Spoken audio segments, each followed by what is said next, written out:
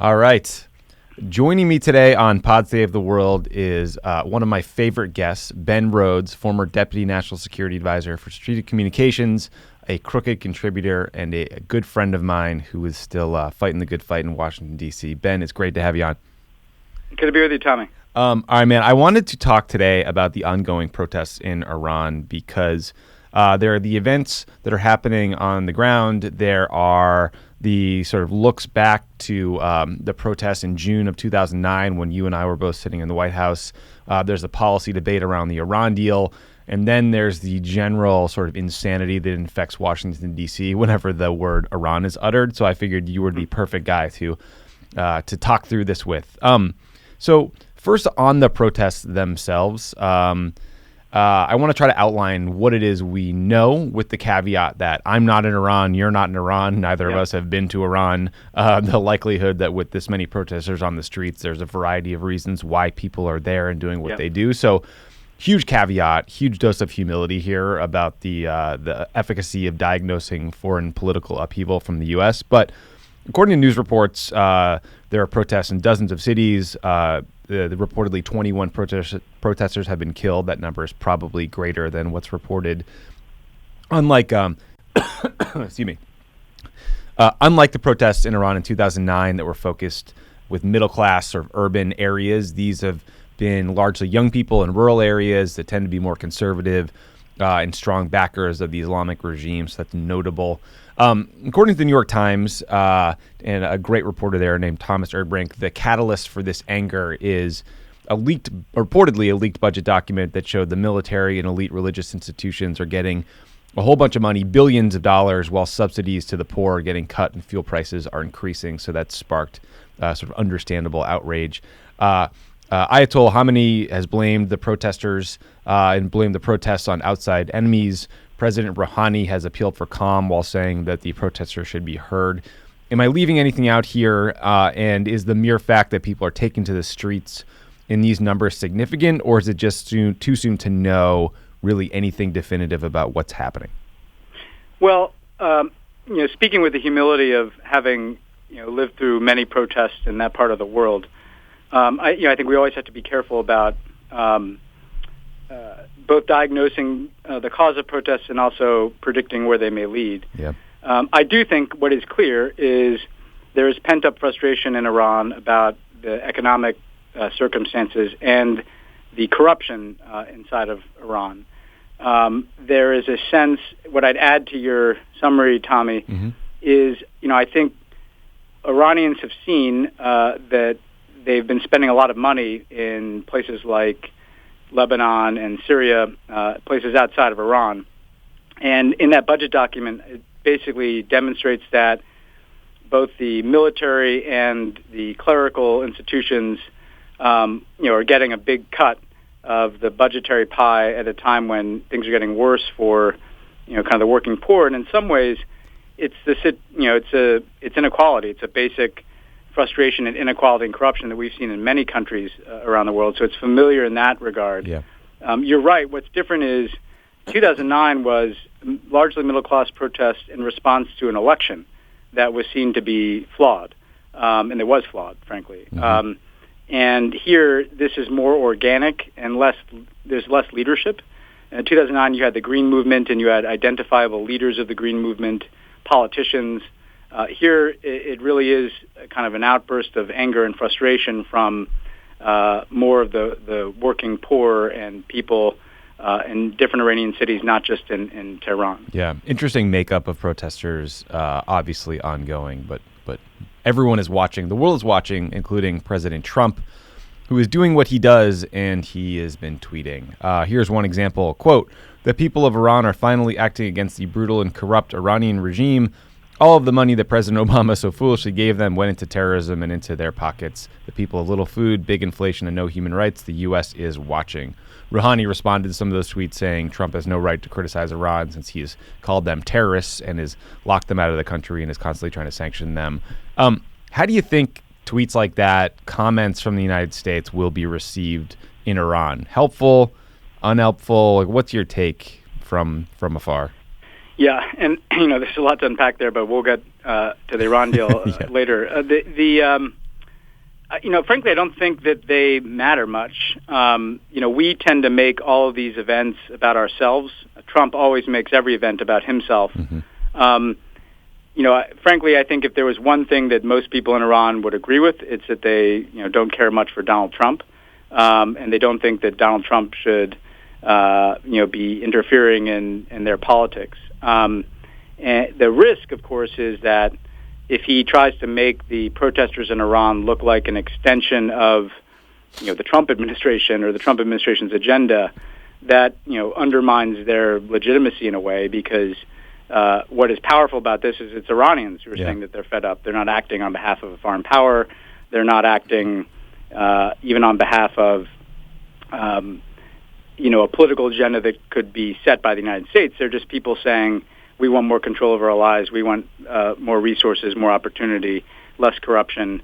Frankly, a more democratic society, and that the government reflects their needs. And so I think you can overread how much impact it has. It certainly doesn't have a positive impact, because I don't think the protesters are looking to Donald Trump's Twitter feed for inspiration here.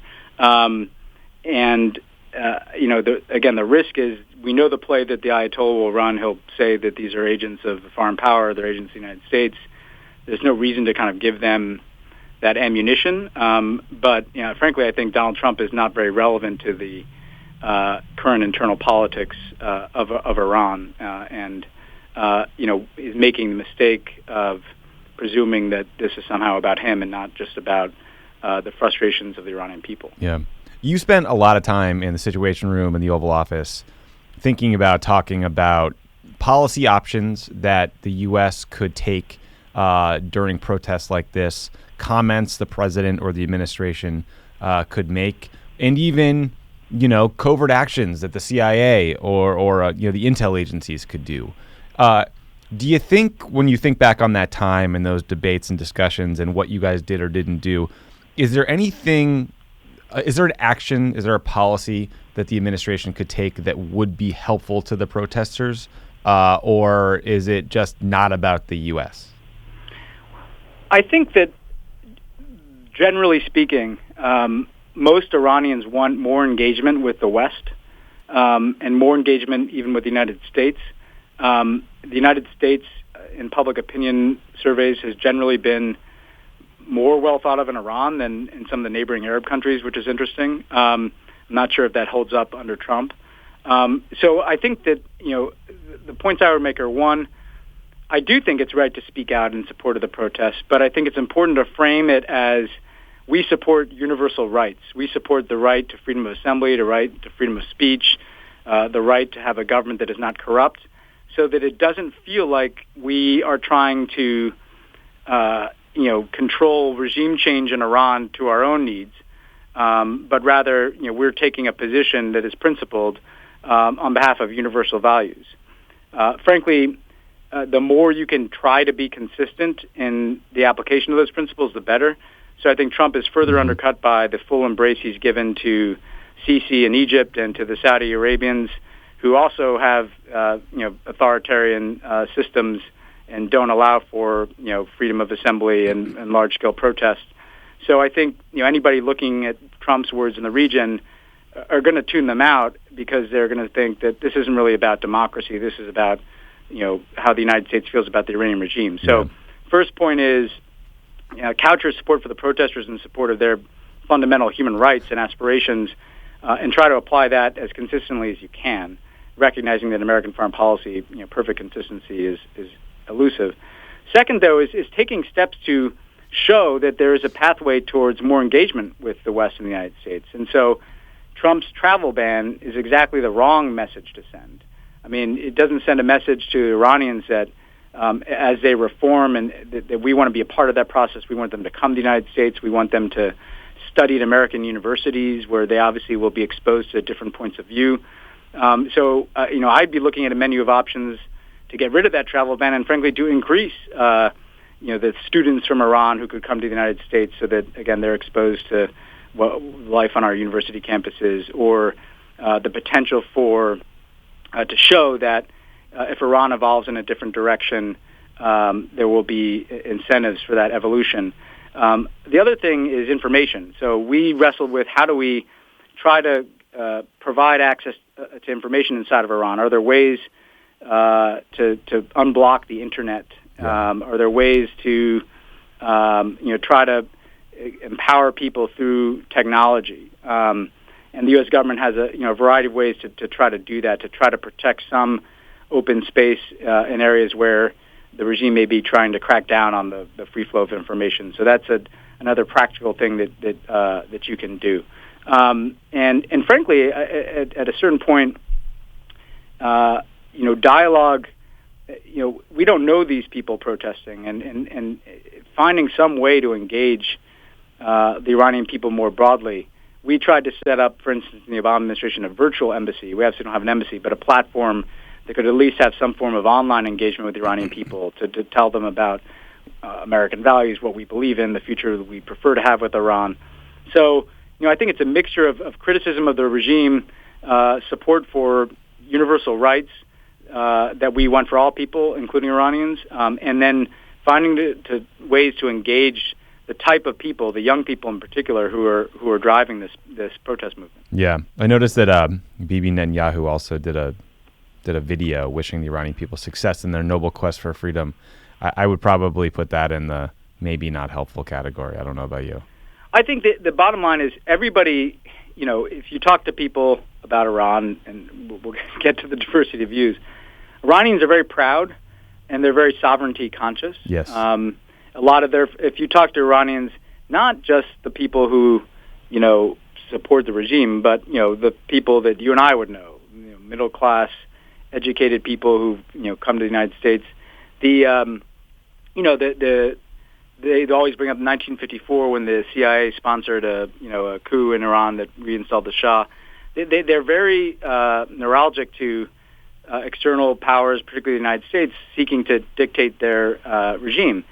And the point is that we should want the Iranian people to make these decisions, not the supreme leader, and not a foreign power. And they're the ones who are driving this process. And we can find ways to help them, to give them more space, to give them more interconnectivity to people in the United States and around the world.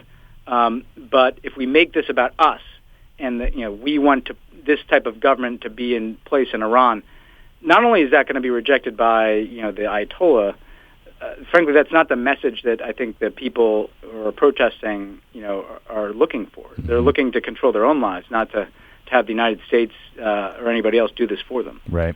So going back in time a little bit, the Iranian Green Movement started after the disputed June 2009 presidential election.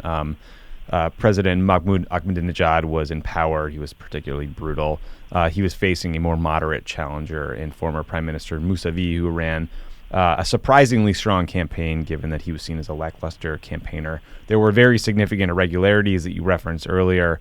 Mousavi basically said it had been stolen, and he went out and declared victory and called on his supporters to take to the streets. And then, hundreds of thousands of people, if not millions, listened to him. The protests started peaceful.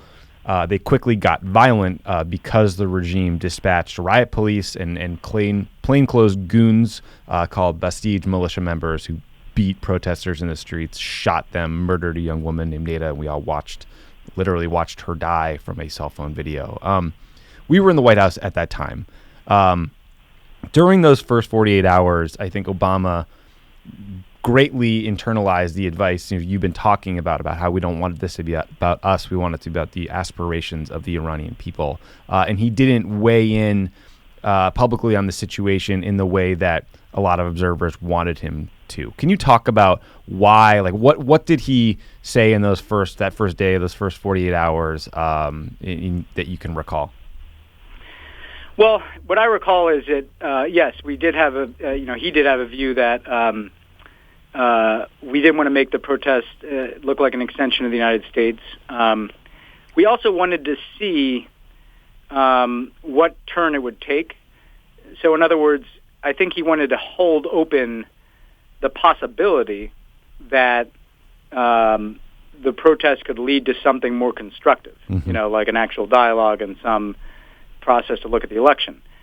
When it was clear that the protests were being met with a crackdown, he then spoke out. So in other words, I think he, once we saw the protests and we wanted to see how the regime was going to respond.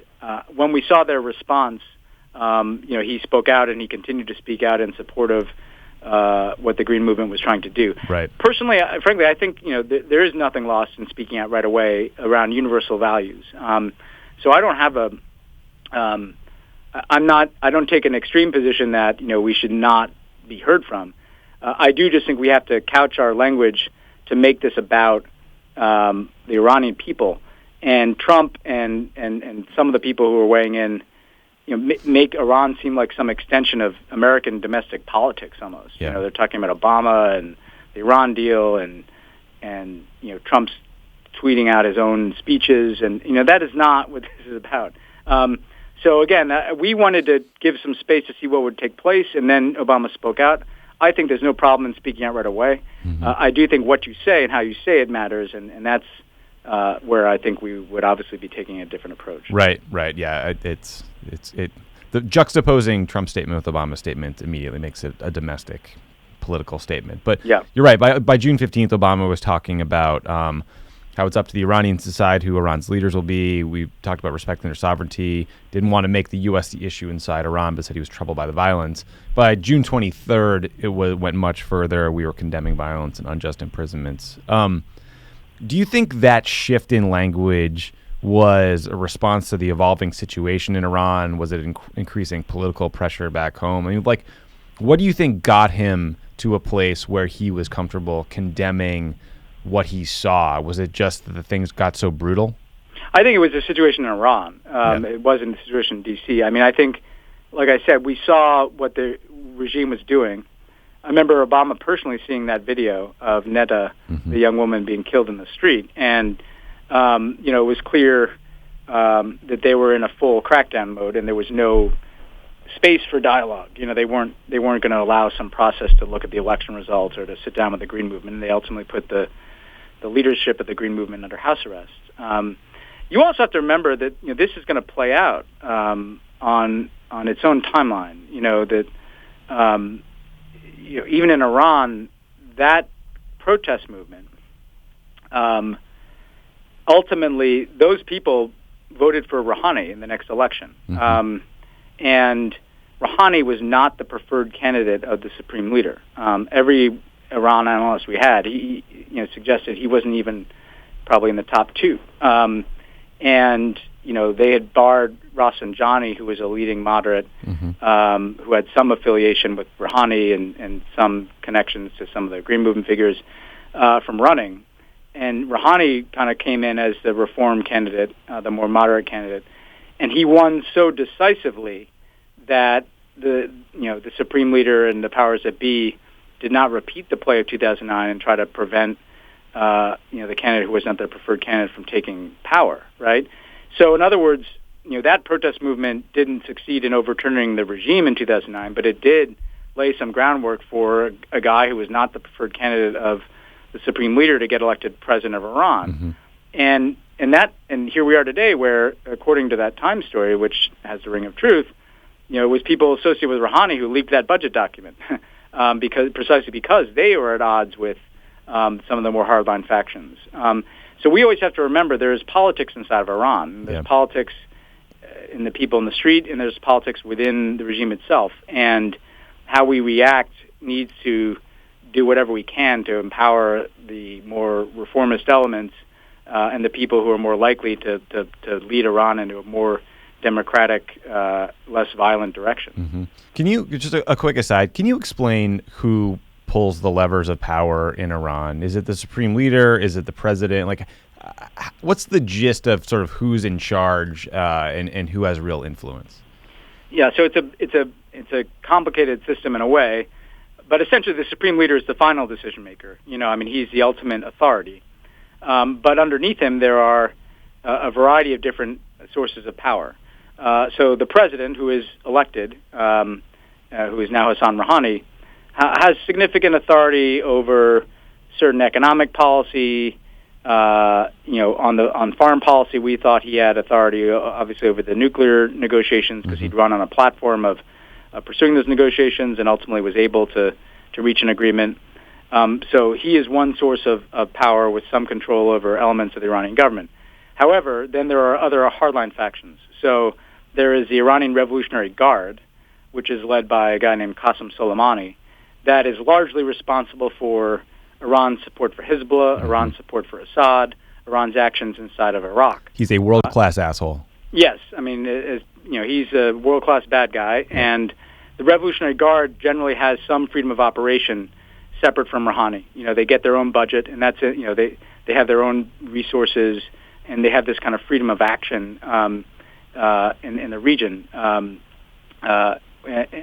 then you have a clerical elite that is largely based in the city of Qom, that are essentially the aging ayatollahs who run some of these religious institutes to get enormous amounts of resources and provide some of the support to the supreme leader, and have significant influence on things like the judicial system and some of the laws about alcohol and women covering themselves. So there is this multiplicity of forces within the regime itself.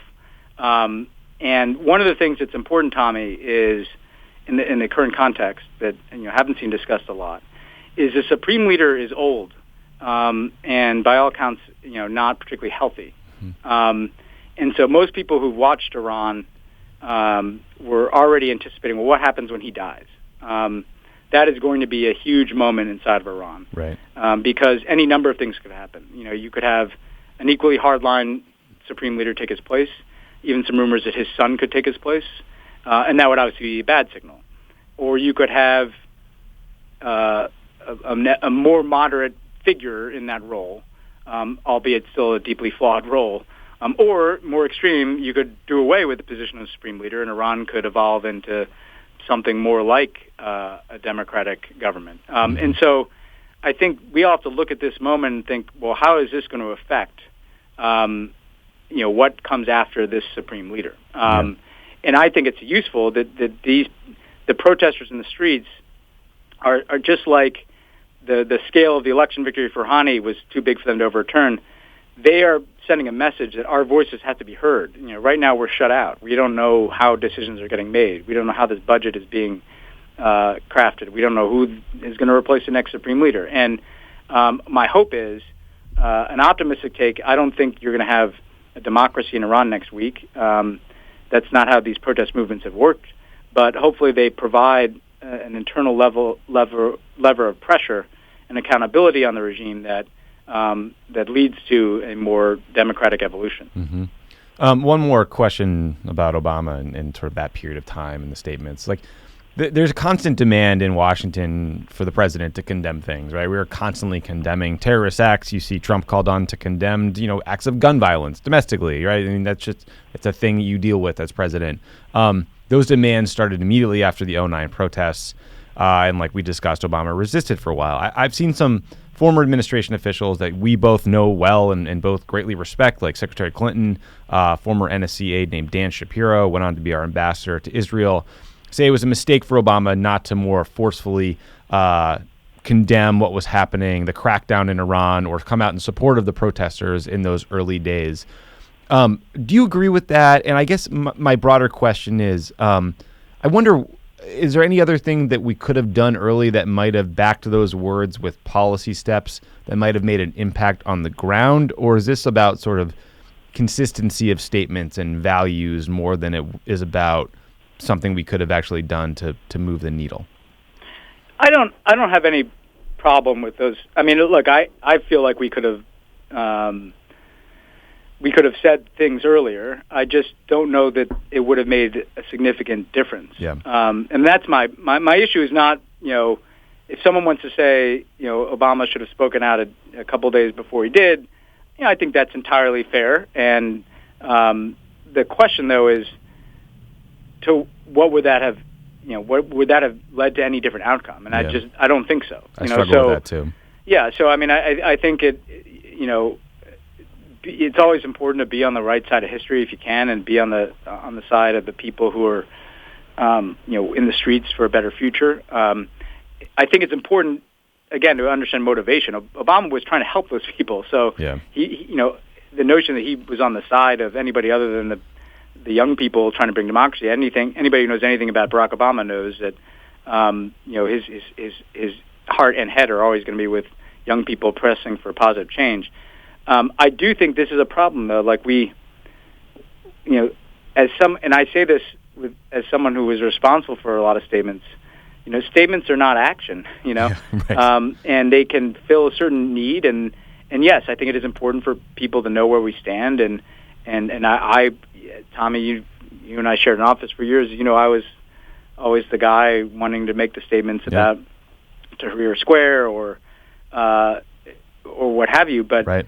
I think I also had to come to realize that a statement alone isn't going to a U.S. statement is not going to transform some foreign country, and particularly a country where we don't have a lot of levers to pull. Like in Egypt, we had a ton of influence, because we're providing them with all this aid and we have all these relationships, and so when Obama is speaking out about that, it actually carries more weight because they kind of have to listen to what we are saying.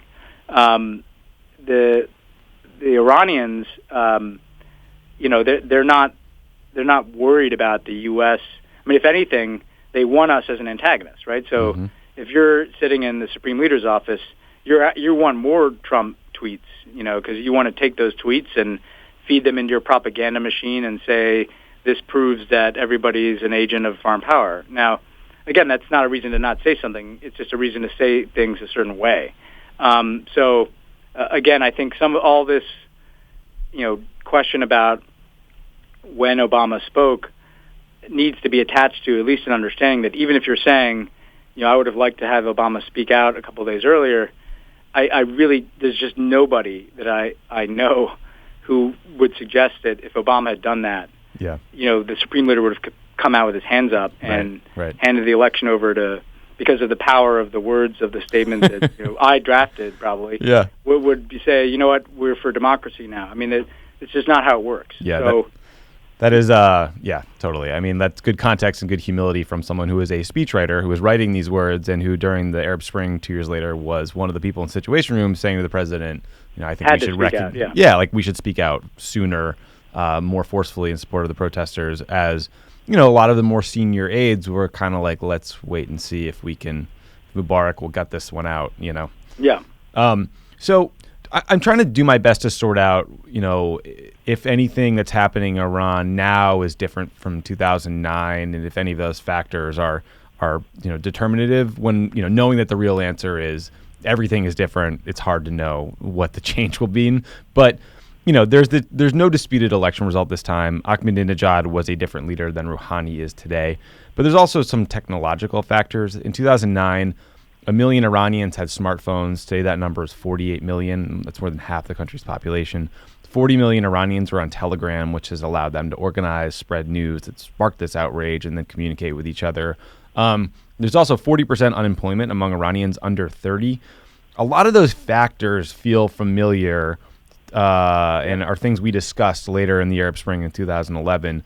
Does any of them seem particularly important to you, given that experience? And is there a lesson from the Arab Spring that should be guiding the U.S. government response right now, but maybe isn't? Well, I think there are two lessons. One is that the information lesson is extremely important. These protests are in some ways more damaging to the regime because, as you said at the outset, they're kind of in their base in the rural areas. It's just students in Tehran is one thing. Right. This would be like West Virginia coal miners protesting Trump. A bit, yeah. I mean, it's the difference between a bunch of people in the Upper West Side of New York, where I'm from, protesting versus people across the heartland. So that's a difference, and I think that some of that has to be information because information sometimes doesn't reach people in the same way if you're living in a smaller city inside of Iran than when you're in Tehran.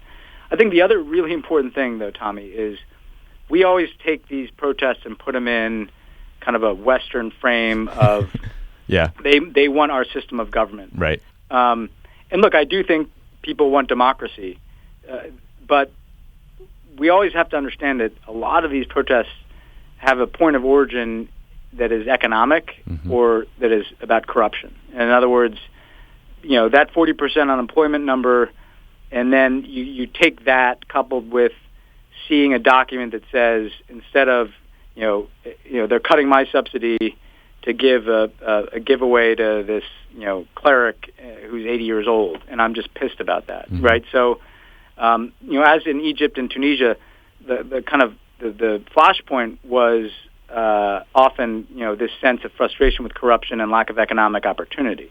And so the question is, and where does that lead in terms of what kind of government people want? Obviously, we want a more democratic government, but that can be hijacked in different directions, right? And so for the U.S., I think the goal is to understand what are the driving forces, and that's why I would say, we want more access to information. We want more Iranians connected online. We want, frankly, more Iranian students coming here so that they can, get a diversity of views and learn about diversity of ideas.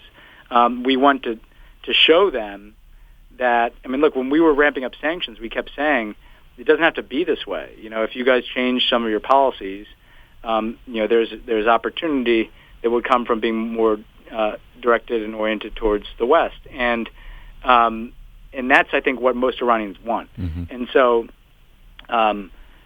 and the irony is, by the way, in this kind of cacophony of debate here, that's kind of what we all want. Yeah. We all want Iran to be more democratic and to not have a revolutionary guard that is sowing instability across the region and supporting terror and that doesn't have a nuclear weapon. We all want the same thing. Yeah. But again, we have to understand that the Iranians have to make that choice and lead that effort, and that we can also overplay our hand, because if we turn this into a kind of foreign policy showdown with the Supreme Leader and the President of the United States, that's exactly the showdown that the Supreme Leader wants. Yeah, right. And then Qasem Soleimani says, you know what, I'm going to take over because only I can safeguard the revolution and stand up to the Americans. And so, things can get worse, and you always have to keep that in mind. Yeah. Qasem Soleimani would be worse. That is, to me, one of the unfortunate lessons we learned the hard way during the Arab Spring is things can get worse, and there's a very good chance that they will before they get better, because revolutions take a very long time. Democracy is messy. We've been talking about Rouhani as a moderate. I've seen some conservatives on Twitter arguing that that's wrong, that he's done nothing to help political prisoners get out of jail or reduce some human rights abuses, and he's just as bad as Ahmadinejad and some of the others, so he shouldn't be described as more moderate. What's your take on that assessment of him in a sort of the landscape of Iranian politicians? Well, look, I think it's just a mistake, because look, is Hassan Rouhani the person that you or I would want to be the ideal president of Iran? No. He's not moderate, enough for, what we would want to see. But relative, there are different factions inside of Iran. Hassan Rouhani comes out of a political, background that is much closer to people protesting and to the Green Movement. And he has found himself at times at odds with the Supreme Leader and with Qasem Soleimani.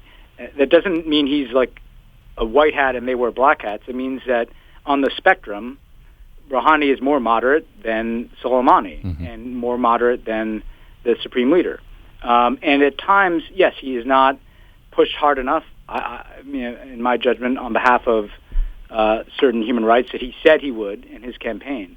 But again, relative to Ahmadinejad, he has been a more moderate leader and has been more willing, even in the current context, to at least go out try to signal that people have a right to protest. So there has to be a way, and I know there has to be a way to talk about this in the United States. I know that recognizes nuance.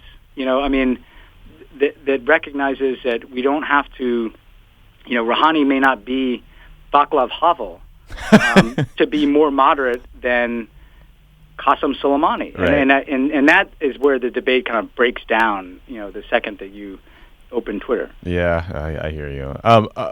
So let's talk about the Iran deal for a minute. In a couple of weeks, Trump is going to face some deadlines about whether to reimpose sanctions that were lifted on Iran as part of the Iran deal, as part of their compliance with the Iran deal, which everyone recalls has drastically reduced their ability to get a nuclear weapon and prevented it in a number of very important ways. So in October, Trump told our European allies that if they didn't approve the Iran deal's terms, he's going to tear it up. It doesn't look like Congress or the Europeans have made any progress on those demands on improving, in Trump's eye, the terms of the Iran deal. I don't think any of us should predict what he's going to do, but what do you think the impact of Trump throwing out the Iran deal in early January would be? Well, first of all, the Iran deal is very popular among people inside of Iran who generally wanted a more moderate direction. In other words, the Iran deal is one of the few things that invite broad agreement inside of Iran itself, because it's people who want to see some pathway to change Iran and to have a more reasonable approach to the rest of the world. I think throwing out the Iran deal would, let's Tommy, you can't repeat enough. We made the Iran deal because we thought that the regime was bad and shouldn't have a nuclear weapon. Right. That we did it. Period. Not because we like them. We did it because we don't trust them and don't like them and don't think that Iran should be permitted to have a nuclear weapon, and we benefit from them not having nuclear weapons. So again, you throw that out, you remove the constraints on the nuclear program, and you could end up with North Korea, because the regime that is embattled could just say, you know what, fine, the Americans just tossed the Iran deal out. We're embattled at home. We're just going to dash out and get our nuclear weapon. Mm-hmm. And then, we'll face the choice we've always talked about. Would you take military action to stop that or not?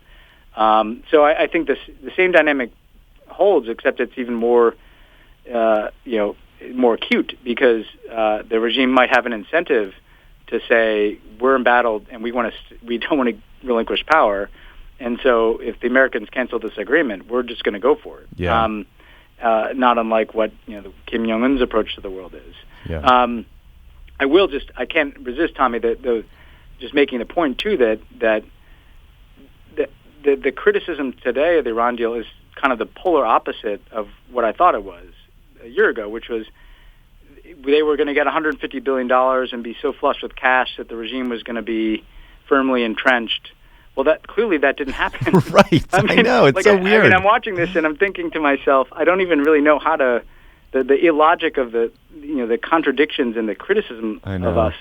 It's literally a year ago it was they were going to get $150 billion and just be flush with cash.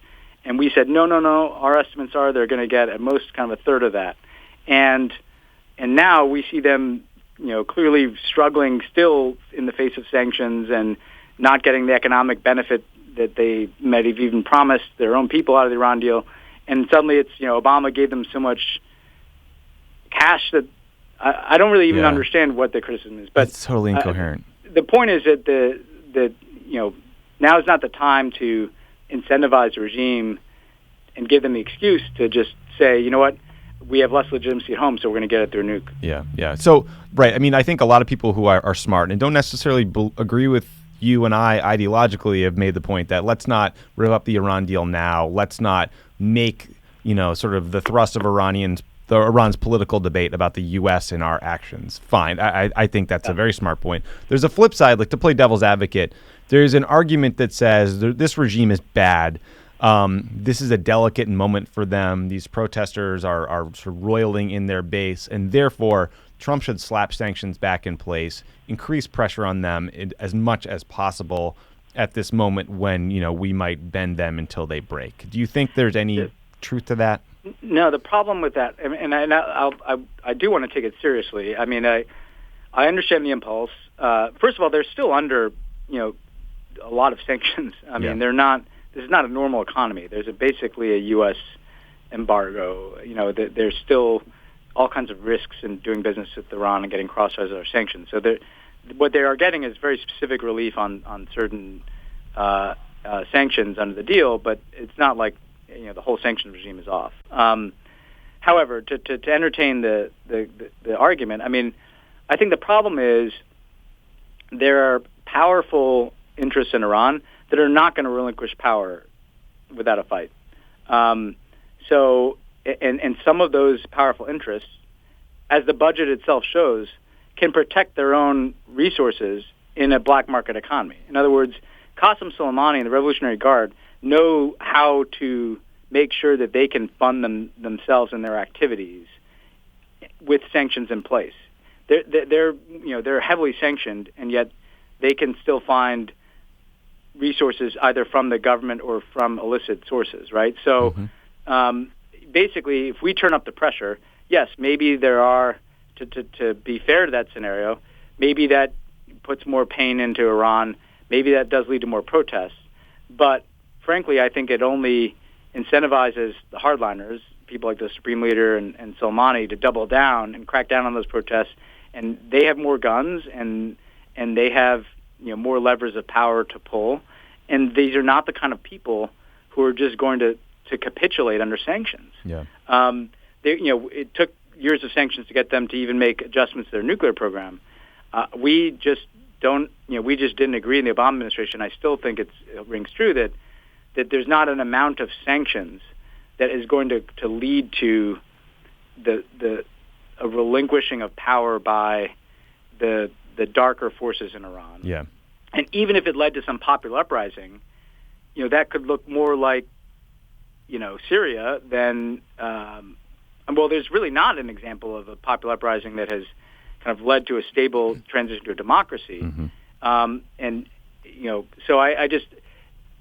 I don't know what the scenario is that people are painting. So how does it work? I get it that they're under more pressure, but how would they capitulate? How would that lead to a different government? Who is in that government? It's a long way from a protest to a new government, and I think risking them getting a nuclear weapon and just to test a theory that we want to sanction them more is not worth the risk. It's better to have that regime prevented from having a nuclear weapon, inspections that verify that, while we pressure them in other ways, including sanctions, on other issues, including human rights. Yeah. So last question for you. So, you know about as much about Iran as anyone I know or will know based on the access to information you've had, the conversations you've had. You and I obviously agree about the Iran deal and have, sort of shared thinking on a lot of these issues, but I thought we were able to take on play devil's advocate in a way that's at least fair-minded. The conversation about Iran that you find in Washington and on Twitter does not do that. It is particularly stupid. I imagine the response to this conversation will be stupid. It'll be like Obama lackey Tommy Vietor talks to echo chamber creator, right? It's like why is this issue so stupid, do you think? Like, why does it seem more driven by partisan concerns and these old grievances and policy debates than almost any other with so little discussion about the Iranian people or humility about our ability to know what's going on in some of these faraway places? Like, what makes this so much worse? It's insane. And I, you've lived it. I feel like the shady character in some drama. This kind of Twitterverse that is against the Iran deal lives. I take a look at it and I was like, you know what? I'm sitting this one out. Because there's just no way. There's no discourse. It's like you open a window and just hear a scream. Like I think of that painting of the Edward Munch painting of the Scream. It's like that is like Iran Twitter. I think I said one thing about the one thing is this should be about the Iranian people, and it was like, how could you say that? And it was like, well, that's a fairly innocuous statement. Right. It should be about the Iranian people. there are a lot of intersecting elements here. I think part of it is there's just a very, dedicated cohort of people who, have spent years invested in a view of U.S.-Iran policy that that just the logic and momentum of their own experience and views leads them in this direction. Part of it is very powerful U.S. Allies, like and people focus on Israel, but I'd just say Saudi Arabia and the UAE, are very exercised about Iran, and that has an impact in our debate. Saudi Arabia, again, arguably, has had more influence on Trump than just about any other government. Mm-hmm. And the Saudi view of Iran is that they're in a battle across the region here. So, there's just a lot of sources of gasoline on this fire. But it's just beyond. Yeah. You can't. I don't even know how to engage it at this point. And here's why, Tommy. As someone who obviously engaged it from government, what I don't get about it is they're in charge. Yeah. Right. You and I, we're just tweeting. They'll get exercised at us as if you and I are still sitting in our West Wing offices here. I should say your great sin was you were someone who worked on the Iran deal and did a very effective job, like briefing people on what was happening in real time. That someone described as an echo chamber in a New York Times article, which would also be described as press 101, right? Like telling people who support your policy positions what you're doing. If we do a rollout on family medical leave, we have people in and brief them on that. I mean, but the thing, and the thing I'd say though is that there is this kind of weird dynamic where they act like the kind of critics of the Iran deal are in opposition. Like Trump is president. Yeah. Like he decertified that deal, and it sat on the Hill for 60 days, and Congress did nothing. Right.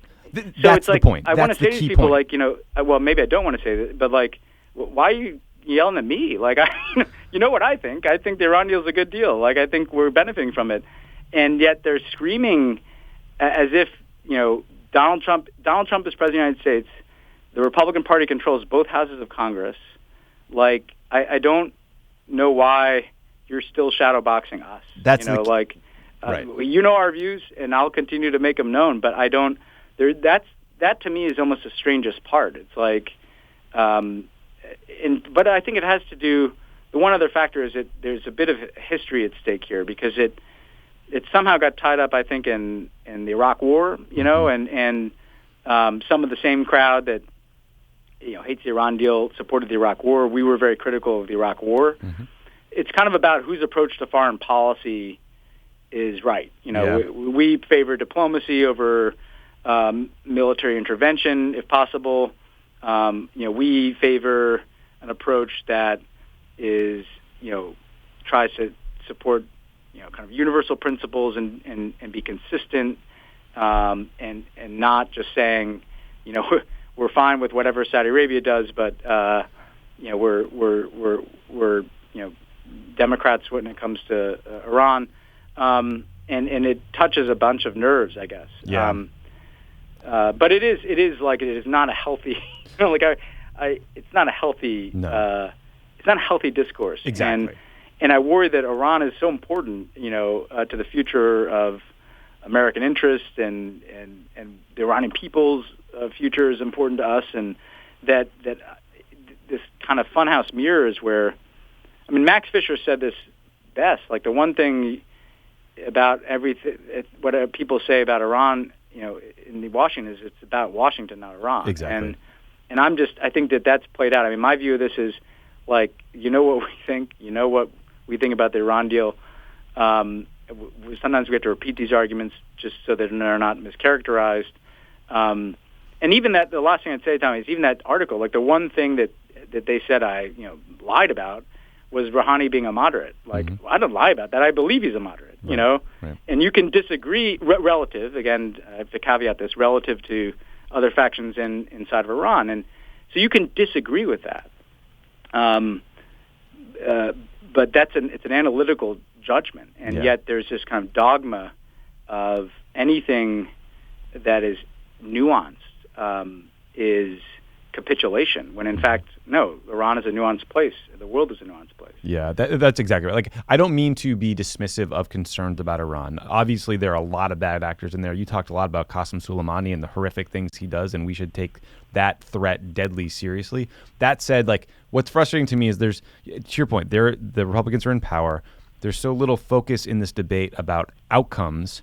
There's so little focus on policy and so much time spent on talking points and not just observations about whether or not the deal that's in place is effective and it's doing the things it was supposed to do, which I would agree the entire intelligence community would say it is doing. Trump's national security team apparently believes that the Iran deal, Mattis said it's a net benefit, that we're safer from it. But the debate never reflects that. It's still this like partisan thing that I think you're right. It does maybe just boil down a decade and a half of anger in harsh debates over foreign policy between Democrats and Republicans that have just, it's gotten out of hand, but it's not healthy. The last thing I'd say, just to try to identify the common ground, is like we should agree with what our motivations are. Like, you and I know someone who worked for us who was badly wounded by a rocket fired by an Iranian-backed militia in Baghdad. Mm-hmm. I've spent plenty of time with Jason Rezaian, who was imprisoned by the Iranian regime at a time when Rouhani was president. I mean, we have no illusions about this regime. And so this equation of the nuclear deal with that's an expression of support for the regime. No, it's our way of keeping that regime from getting a nuclear weapon. Yeah.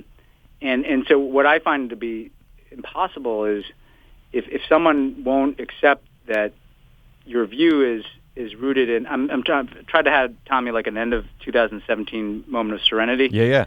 Where I step back here, but like I can accept that they sincerely want a democratic government in Iran, and have a different view of how to accomplish that. What's so strange and vitriolic and personal about how this debate is approached on social media and in Washington is this presumption that that's not what we want. We don't. We made a nuclear deal because we don't want them to have a nuclear weapon. You may disagree with that deal, but that's our motivation: is that they don't get a nuclear weapon. Yep. We may have a different approach to how we would promote, what rhetoric we would use to express support for protesters. But we all support protesters, and I hope someday our discourse gets back to a place where we can at least say, okay, here's what we agree about. The ends that we want to achieve and the motivations that we have. And here are some different tools for getting there.